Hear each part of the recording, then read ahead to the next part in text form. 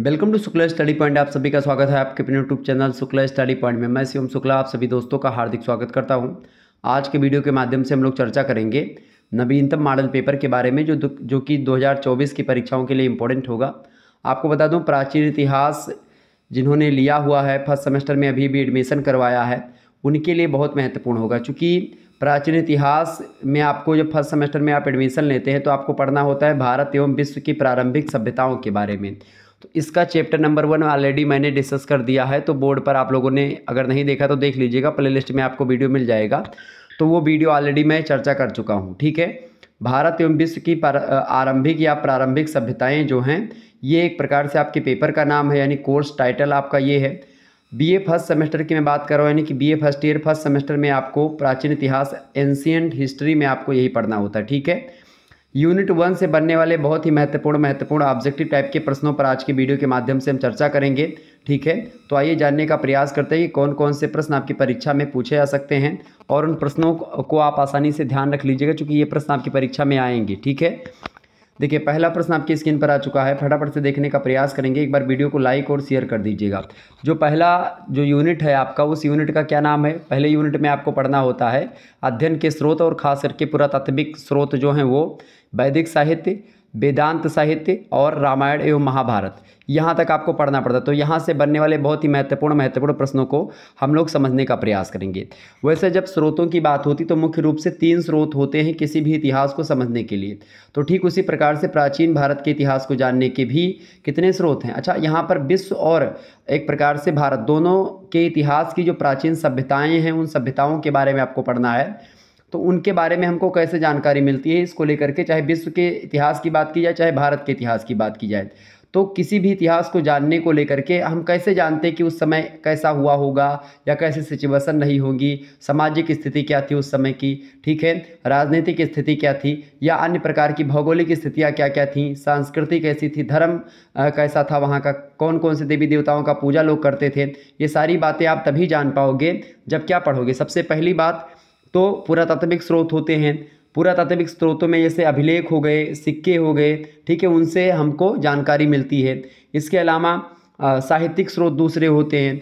साहित्यिक स्रोतों में आप देखते हैं तमाम प्रकार की पुस्तकें होती हैं। ठीक है, उन पुस्तकों में खास करके साहित्यिक स्रोतों में एक धार्मिक साहित्य होता है कि धर्म ग्रंथ जैसे वेद, ब्राह्मण ग्रंथ, आरण्यक, उपनिषद, स्मृतियाँ, पुराण, ये सब हैं। बौद्ध धर्म से कुछ साहित्य हैं, जैन धर्म के कुछ साहित्य हैं, तो इनसे हमको जानकारी मिलती है। वैदिक साहित्य में आप देखते हैं, वेदांग साहित्य में, फिर रामायण महाभारत, इन सभी से जानकारी मिलती है। तो ये हो गए साहित्यिक स्रोत में। ठीक है, इसके बाद में जो है अगला जो स्रोत होता है वो होता है विदेशी यात्रियों का विवरण। विदेशी यात्रियों के विवरण में अगर बात की जाए तो कई सारे विदेशी यात्री जो होते हैं उस समय भारत के दौरे पर आते हैं, और चूंकि विदेशी लोग जो है कुछ लिखा करते थे तो उनके साक्ष्यों के आधार पर हम जो है जान पाते हैं कि भाई जो है भारत में उस समय कैसी स्थितियाँ रही हैं। तो वो सारी चीज़ें, ठीक है, समझ में आ रही चीज़ें। विदेशी यात्रियों में जैसे कुछ रोम और यूनान के लेखक आए, कुछ चीनी लेखक भारत में आए भारत भ्रमण पर, कुछ अरबी यात्री आए। यूनानी लेखकों में हेरोडोटस आया था, इसके अलावा टेसियस आया था, ईरानी सम्राट जेरेक्सस का एक वैद आया था, वो भी आया था। ठीक है, चीनी यात्रियों में फाहियान, और इसके अलावा सुंग युगन, ह्वेनसांग, इत्सिंग, मालवेन लिन, और इसके अलावा चाऊ जू कुआ, ये सब चीनी यात्री हैं जो कि भारत भ्रमण पर आए या विदेशी यात्री रहे। इसके अलावा मुस्लिम यात्रियों में जैसे खुर्दादब आया, सुलेमान, अल मसूदी, अल बरूनी, ये सब आया। इसके अलावा इबन बतूता वगैरह भी आए हैं, लेकिन ये बाद में आए हैं। ये मध्यकाल के इतिहास के बारे में जानकारी देते हैं। तो प्राचीन भारत के इतिहास के बारे में जानकारी हमको कई सारे साक्ष्यों के आधार पर मिल जाती है। ठीक है, तो अब हम चर्चा करने का प्रयास करेंगे कि प्रश्न कौन कैसे कैसे आपके बनेंगे। पहला प्रश्न है, प्राचीन भारत में अणुवाद का सर्वोत्कृष्ट संप्रदाय कौन सा था? अणुवाद का सर्वोत्कृष्ट संप्रदाय सांख्य दर्शन, जैन दर्शन, वैशेषिक दर्शन या चारवाक दर्शन। दर्शन ये सब एक प्रकार से धार्मिक दर्शन है, जो कि एक प्रकार से सांख्य दर्शन, जैन दर्शन, वैशेषिक दर्शन, चारवाक दर्शन, ये सब सनातन के ही दर्शन हैं। ठीक है, तो अब ये बताने का आप प्रयास करेंगे कि इनमें से कौन सा दर्शन अणुवाद का सर्वोत्कृष्ट संप्रदाय था। तो जो वैशेषिक दर्शन है ये अणुवाद का सर्वोत्कृष्ट संप्रदाय था। ऑप्शन नंबर इसका सी लगा देंगे, वैशेषिक दर्शन। नेक्स्ट क्वेश्चन आपकी स्क्रीन पर आ चुका है। दूसरा नंबर प्रश्न है, बहुत ही इंपॉर्टेंट प्रश्न है। निम्नलिखित में से कौन सही सुमेलित नहीं है? देखिए, सही सुमेलित नहीं है। अच्छा, इसमें जो सुमेलित करने के लिए दिया गया है, एक तरफ विदेशी यात्री दिए गए हैं और एक तरफ भारतीय राजा दिए गए जिसके शासनकाल में वो लोग आए थे यहाँ पर। देखिए मेगास्थनीज जो आया था, मेगास्थनीज की एक पुस्तक बड़ी फेमस है इंडिका। तो आपसे पूछता है कि इंडिका पुस्तक के लेखक कौन है, तो आप बताएंगे मेगास्थनीज। मेगास्थनीज जो था ये यूनान का था, यूनान का दूत है और भारत में ये आया था। ठीक है, तो यूनानी दूत है ये, यानी यूनान का है। मेगास्थनीज कहाँ से आया था भाई, आपसे ये भी प्रश्न पूछा जा सकता है कि मेगास्थनीज कहाँ से आया था, तो आप बता सकते हैं कहाँ से आया था, यूनान से आया था मेगास्थनीज। एक पहली बात हो गई। दूसरी बात, किस राजा के दरबार में आया था ये, तो चंद्रगुप्त मौर्य के शासनकाल में, मतलब चंद्रगुप्त मौर्य के दरबार में ये आया था। ठीक है, चंद्रगुप्त मौर्य यानी जिसके गुरु चाणक्य थे, चंद्रगुप्त मौर्य के विष्णुगुप्त जो थे, यानी विष्णुगुप्त का ही नाम है चाणक्य और कौटिल्य। ठीक है, तो ये बात ध्यान रखिएगा। तो चंद्रगुप्त मौर्य के शासनकाल में ये आता है। क्यों आता है, चूंकि जो इसके राजा है मेगास्थनीज के, उनका नाम है सेल्यूकस निकेटर। और सेल्यूकस निकेटर जो था वो अलेक्जेंडर सिकंदर जो था, आप सिकंदर का नाम आप लोग जानते होंगे, तो सिकंदर का सेनापति था सेल्यूकस निकेटर। और सेल्यूकस निकेटर सिकंदर के साथ भारत यात्रा पर या भारत विजय पर आया था, लेकिन जब वो भारत विजय नहीं कर पाते हैं और यहाँ से चाणक्य और चंद्रगुप्त की नीतियों, चाणक्य की नीतियों के माध्यम से और चाणक्य के एक प्रकार से प्रभाव, मतलब चंद्रगुप्त के जो है धीर और एक प्रकार से शौर्य से वो क्या होता है, वो चाणक्य एक प्रकार से, भले ही घनानंद उस समय शासन कर रहा था भारत पर, जब सेल्यूकस निकेटर मतलब वो आया था, सिकंदर महान जो है, सिकंदर जो है वो आक्रमण किया था। महान हम नहीं कह सकते, लेकिन फिर भी महान लोग कहते हैं इतिहासकार लोग। तो सिकंदर जब भारत में आया था, तो जब वो आया यहाँ पर भारत में आया, तो उस समय घनानंद का शासन था, नंद वंश का शासन था। फिर उसके बाद में नंद वंश का शासक जो घनानंद था, उसी के एक प्रकार से उच्च पद पर उन्हीं के मतलब जो है राज दरबार में जो है चाणक्य रहा करते थे। तो कोई कारण था, तो वहाँ पर क्या हुआ कि चंद्रगुप्त मतलब इन्होंने, घनानंद ने क्या किया, भगा दिया। घनानंद ने भगा दिया, किसको भगा दिया घनानंद ने भाई, किसको भगा दिया, चाणक्य जी को वहाँ से भगा दिया। और उन्होंने बेइज्जती महसूस करी और उन्होंने चोटी उनकी खुल गई, तो उन्होंने कहा आप चोटी तभी बंधेगी जब तुम गद्दी से नीचे उतरोगे। तो चाणक्य ऐसा एक प्रकार से योजना बनाते हैं, और बहुत विद्वान आदमी थे चाणक्य उस समय के। तो चाणक्य जो होते हैं वो एक प्रकार से क्या करते हैं, चाणक्य जो होते हैं वो कसम खाते हैं कि अब इस शासन का, मतलब धनानंद के शासन का हमको अंत करना है। चंद्रगुप्त मौर्य को उठाते हैं और फिर वहीं से देखते हैं कि जब सिकंदर आता है तो कुछ देशभक्ति की भी भावना होती है, और सिकंदर को यहाँ से, अब सिकंदर से वो सहायता लेने नहीं जाते हैं कि भाई सिकंदर सहायता ले ले, ना ना ना, सिकंदर को यहाँ से भगाने में एक प्रकार से चाणक्य का बहुत बड़ा हाथ था उस समय। ठीक है, तो सेल्यूकस निकेटर को कहीं ना कहीं भनक लग गई थी कि भारत में कुछ ना कुछ हमारे साथ गलत हुआ है।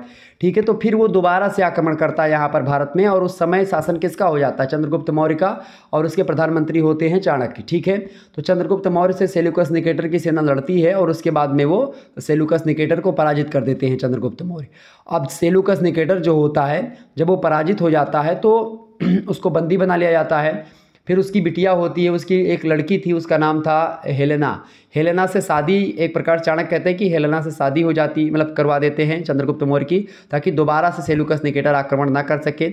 और वो खुशी खुशी शादी करता है, दहेज भी देता है, बहुत सारी चीज़ें हो जाती हैं। तो ये एक प्रकार से उसी के हालचाल के लिए कि भाई सेल्यूकस निकेटर ने सोचा कि हमारी पुत्री उनके पास है, तो एक दूत भेजा था मेगास्थनीज को यहाँ पर। तो वही था ये मेगास्थनीज जिसने इंडिका पुस्तक लिखी है। ठीक है, तो ये है चंद्रगुप्त मौर्य के शासनकाल में आया था मेगास्थनीज। फाहियान की अगर बात करें तो फाहियान जो था किसके शासनकाल में आया था भाई, फाहियान आया था चंद्रगुप्त विक्रमादित्य के शासनकाल में, यानी चंद्रगुप्त द्वितीय यानी विक्रमादित्य के शासनकाल में। अच्छा, चंद्रगुप्त मौर्य की अगर बात की तो 304 ईसा पूर्व से लेकर के 299 ईसा पूर्व तक जो है ये रहा चंद्रगुप्त मौर्य के दरबार में मेगास्थनीज जो आया था। फाहियान चंद्रगुप्त द्वितीय यानी विक्रमादित्य के समय काल में आया था। फाहियान चीनी यात्री है, 5वीं शताब्दी मतलब 5वीं ईस्वी में आया था, 414 ईस्वी के आसपास आया था ये। इसके अलावा अगला है ह्वेनसांग, ये हर्षवर्धन के दरबार में आया था, 630 ईस्वी में आया था, और लगभग 15 वर्षों तक ये रहा था यहाँ पर पढ़ाई भी करी थी नालंदा में ह्वेनसांग ने। ठीक है, इसके अलावा इत्सिंग जो था ये किसके दरबार में आया था भाई, फटाफट से आप बताएंगे। इत्सिंग जो था यही गलत है, यहाँ पर कनिष्क के शासनकाल में ये नहीं आया था, तो ऑप्शन नंबर इसका डी करेक्ट आंसर हो जाएगा। आगे बढ़ते और भी चीज़ों को जानने का प्रयास करते हैं। अगला प्रश्न आपकी स्क्रीन पर आ चुका है, निम्न में से कौन सा वैदिक ग्रंथ पूरब दिशा में सभ्यता के प्रसार की सूचना देता है, बताएं।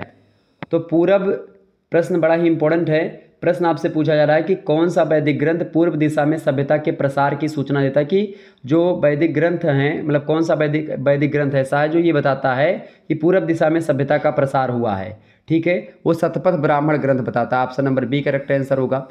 अगला प्रश्न आप देखिए, चौथा नंबर प्रश्न है, निम्नलिखित में से कौन चीनी यात्री नहीं है। देखिए मेगास्थनीज ये यूनानी यात्री है, ठीक है, तो यही चीनी यात्री नहीं। फाहियान, इसिंग और ह्वेनसांग ये सब चीनी यात्री हैं, ठीक है, तो ऑप्शन नंबर ए लगा देंगे। मेगास्थनीज यूनानी यात्री है, ये चीनी यात्री नहीं है।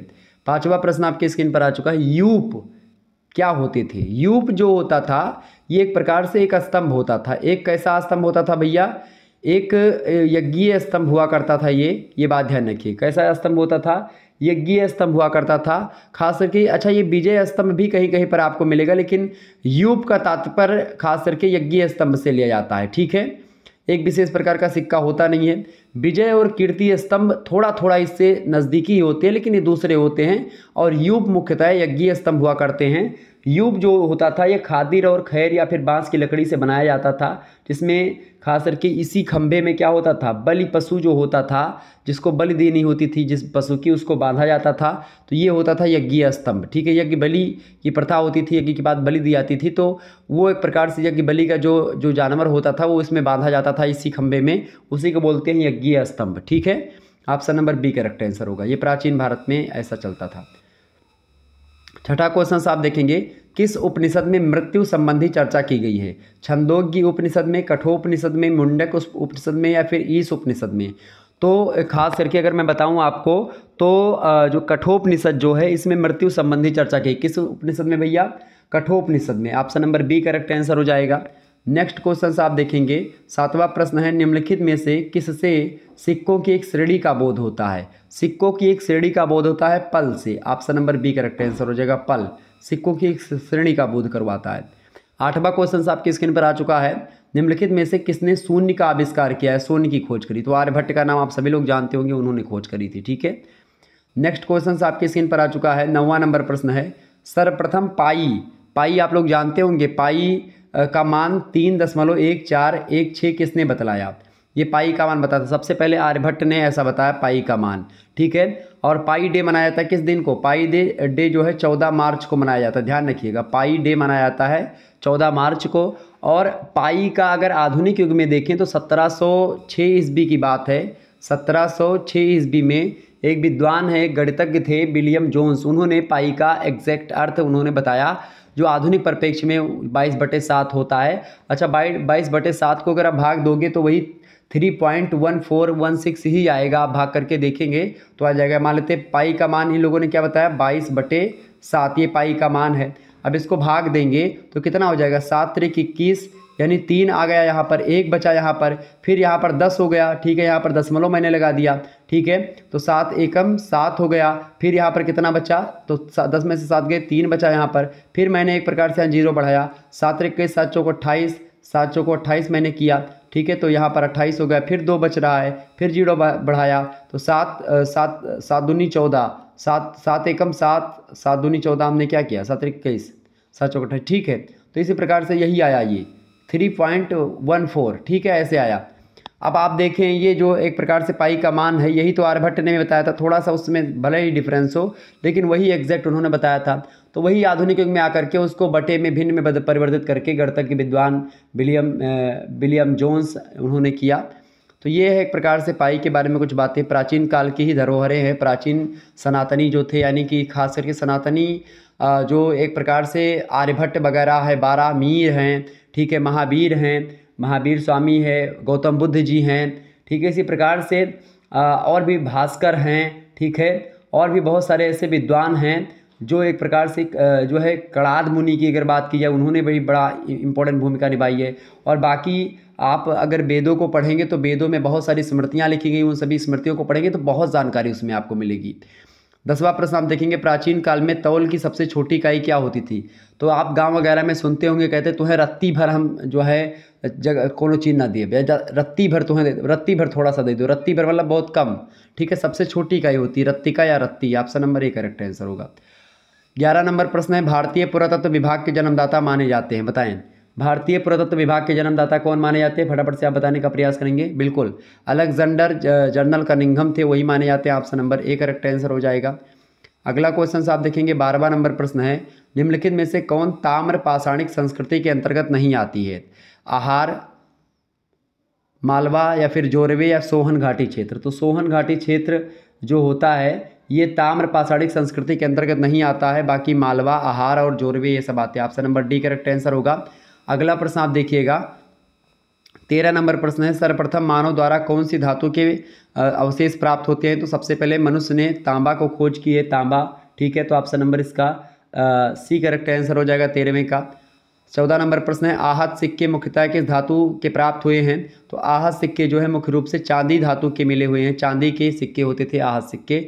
Option number B correct answer हो जाएगा। बहुत इंपॉर्टेंट प्रश्न है ये सब, प्रश्न परीक्षा में 2022-23 में पूछे गए प्रश्न हैं, ठीक है। लगातार रिपीटेड क्वेश्चन है जो मैं यहाँ पर आपसे करवा रहा हूँ, तो ये सब प्रश्नों को आप ध्यान रखिएगा। अगला प्रश्न है 15 नंबर, किसे इतिहास का जन्मदाता कहा जाता है? हेरोडोटस जो हैं वो इतिहास के जन्मदाता हैं। Option number A correct answer हो जाएगा। कौन है हेरोडोटस? इतिहास के पिता हैं, यानी father of history. Next question है, निम्नलिखित में से कौन रोम का विद्वान था जिसकी रचना से भारत के विषय में जानकारी मिलती है? तो उसका नाम है टॉलमी। ऑप्शन नंबर इसका बी करेक्ट आंसर हो जाएगा।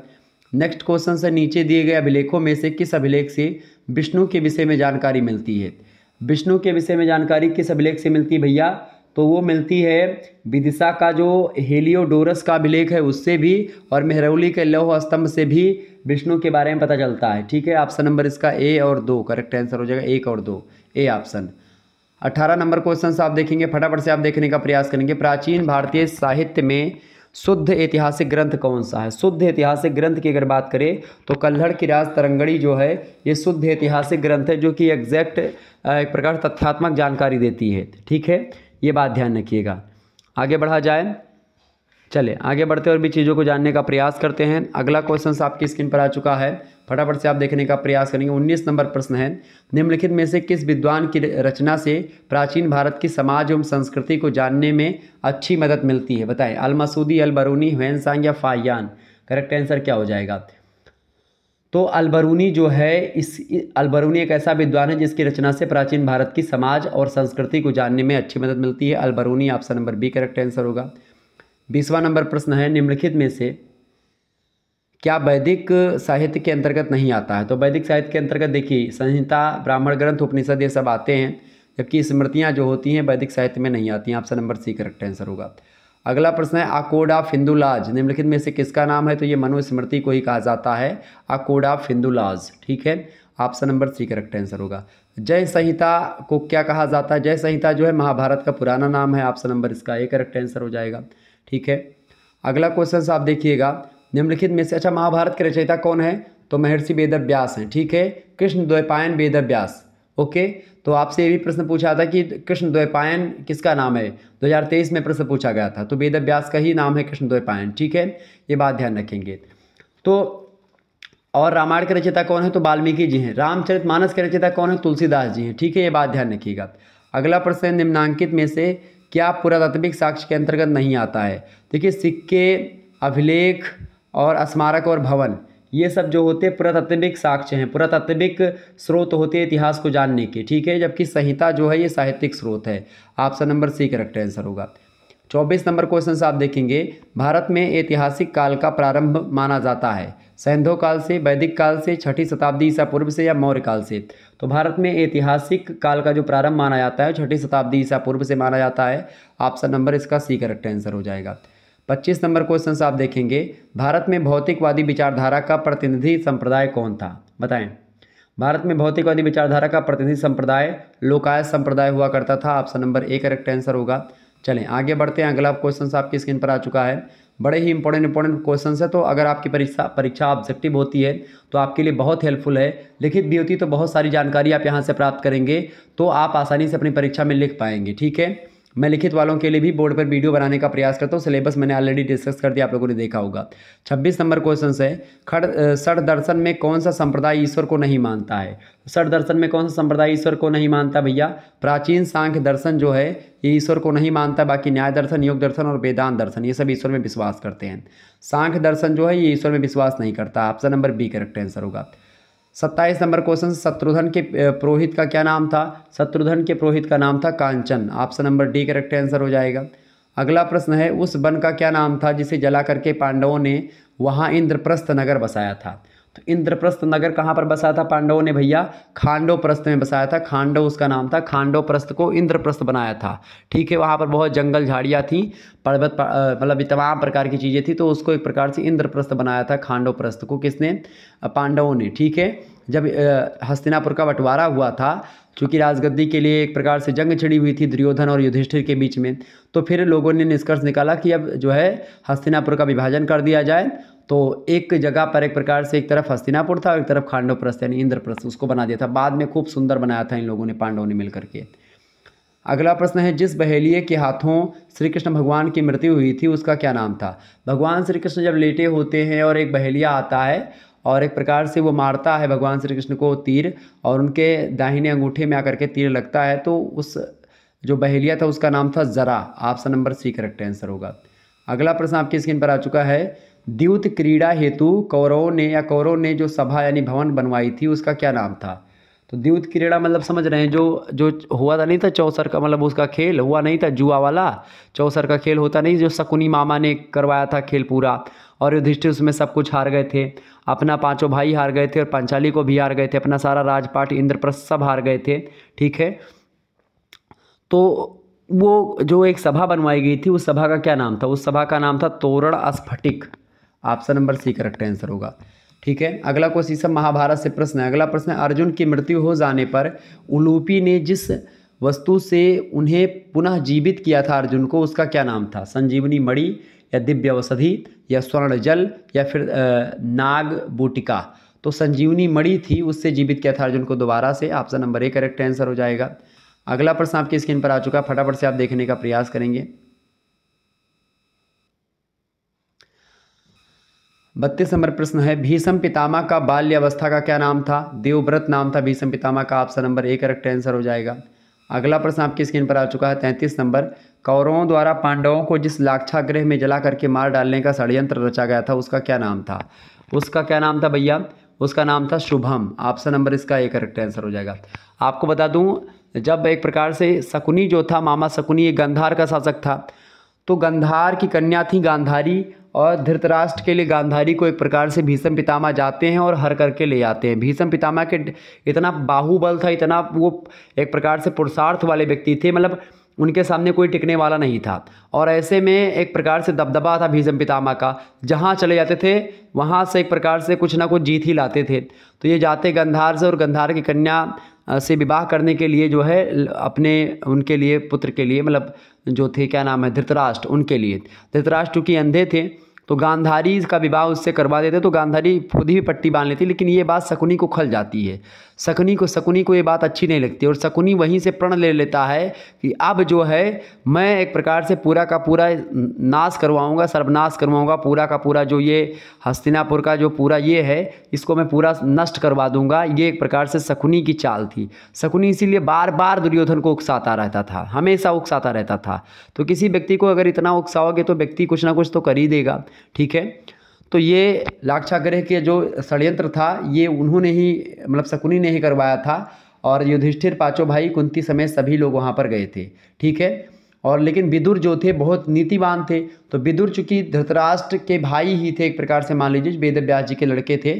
ठीक है, दासी के गर्भ से हुए थे, ये बात ध्यान रखेंगे। तो क्या हुआ कि चूंकि चित्रांगद वगैरह मर गए थे, चित्रांगद विचित्रवीर जो थे इनका मतलब ये मर गए थे, उसके बाद में क्या होता है कि अब कुल नहीं चलने वाला होता, तो चूंकि जो सत्यवती माता थी उन्हीं के पुत्र थे वेदव्यास जी। और वेदव्यास जी की अगर बात की जाए तो वेदव्यास जी ने एक प्रकार से फिर 2-3 मतलब उनसे जो स्त्रियां थीं उन्हीं को आशीर्वाद दिया और उनसे पुत्र हुए। तो एक पांडु थे और एक धृतराष्ट्र थे। चूँकि धृतराष्ट्र की माता ने आँख बंद कर लिया था इसीलिए वो अंधे हुए। पांडु जी जो थे उनके एक प्रकार से वो भी एक प्रकार से डर गई थी, उनका सारा एक प्रकार शरीर कँपने लगा था, तो और भी चीज़ें हुई थी, मतलब पांडु को और रोग था, कई रोग थे। ठीक है, इसके अलावा जो विदुर थे वो दासी गई थी, तो दासी एक प्रकार से कुछ नहीं डरी और टकाटक एकदम से बढ़िया तरीके से सारा खड़ी रही। तो उसमें क्या हुआ कि वो नहीं डरी तो बहुत नीतिवान हुई। विदुर सबसे ज्ञानी पुरुष थे पूरे के पूरे महाभारत में। अगर ज्ञान की बात की, नीतियों की बात की तो विदुर की नीति फेमस है। तो वो विदुर ने समझा दिया था कि अगर जंगल में आग लगे तो क्या करना चाहिए। युधिष्ठिर से प्रश्न किया तो युधिष्ठिर ने कहा कि जो है चूहे, कहीं जंगल में आग लगेगी तो कौन सा जानवर बचेगा, तो उन्होंने युधिष्ठिर ने कहा चूहा बचेगा। तो बाद में जब वहाँ पर आग लगती है तो एक सुरंग का निर्माण पहले से करवा देते हैं विदुर, वहाँ पर पहले से व्यवस्था बनवा देते हैं कि अगर आग लगती है या कुछ होता है तो एक सुरंग जो है पहले से निर्माण करवा लो, मतलब ये पहले से एक इशारा दे देते हैं विदुर, और वहाँ पर जाकर के वही सुरंग उनकी जान बचाती है। ठीक है, तो वो था लाक्षागृह। अगला प्रश्न 34 नंबर, कृष्ण द्वापायन किसका नाम था, तो महर्षि वेदव्यास का नाम था। ऑप्शन नंबर इसका सी करेक्ट आंसर होगा। 35 नंबर क्वेश्चन से, किस युग में महाभारत का युद्ध हुआ था। द्वापर युग में महाभारत का युद्ध हुआ था। सतयुग में एक प्रकार से कौन सा युद्ध होता, सतयुग में देवासुर संग्राम हुआ था। और त्रेता में कौन सा संग्राम हुआ था, देखिए सबसे जो पहला युग है वो है सतयुग, फिर उसके बाद में है त्रेता, फिर है द्वापर और फिर है कलयुग। ठीक है, त्रेता में भगवान राम जी का युद्ध, मतलब राम रावण युद्ध कब हुआ था, त्रेता में हुआ था। महाभारत कब हुआ था, द्वापर में हुआ था। सतयुग में देवासुर संग्राम हुआ था। और कलयुग में कौन सा संग्राम हो रहा है, कलयुग में आज आप देख ही रहे होंगे किस प्रकार का संप्रदायवाद फैला हुआ है। ठीक है, धर्म के नाम पर लोग लड़ रहे हैं आपस में, जाति के नाम पर लड़ रहे हैं, तो ये एक प्रकार से यहाँ पर हो रहा है। तो ये एक प्रकार से सारी चीज़ें आपके समझ में आ गई होंगी। तो ये है आपका यूनिट नंबर 1 से बनने वाले महत्वपूर्ण प्रश्न जिसके बारे में हमने चर्चा करी। अब यूनिट 2 में हम लोग चर्चा करेंगे सिंधु सरस्वती सभ्यता का उद्भव कैसे हुआ, विस्तार और उसकी प्रमुख विशेषताओं को जानते हुए सामाजिक, धार्मिक और प्राकृतिक चीज़ों के बारे में, वहाँ की विशेषताओं के बारे में समझेंगे। वैश्विक संपर्क क्या रहा, व्यापार कैसे करते थे और उनका वाणिज्य में गिरावट कैसे हुआ और किस प्रकार से सभ्यता का नाश हुआ, इन सभी चीज़ों के बारे में जानने का प्रयास करेंगे। सिंधु सभ्यता के निर्माता कौन थे, इन सभी चीज़ों के बारे में हम लोग जानने का प्रयास करेंगे। वहाँ की व्यवस्था कैसी थी, और ऑब्जेक्टिव टाइप के प्रश्नों के माध्यम से हम बहुत सारी चीज़ों को वहाँ पर जानेंगे यूनिट 2 में। और बाकी लिखित टाइप का भी आपका मॉडल पेपर ऑलरेडी पड़ा हुआ 2023 वाला, तो आप उन्हीं तब तक उनको देखें, बाकी और क्लासेस आपकी होती रहेंगी। धन्यवाद, मिलते हैं नेक्स्ट वीडियो, बहुत बहुत धन्यवाद।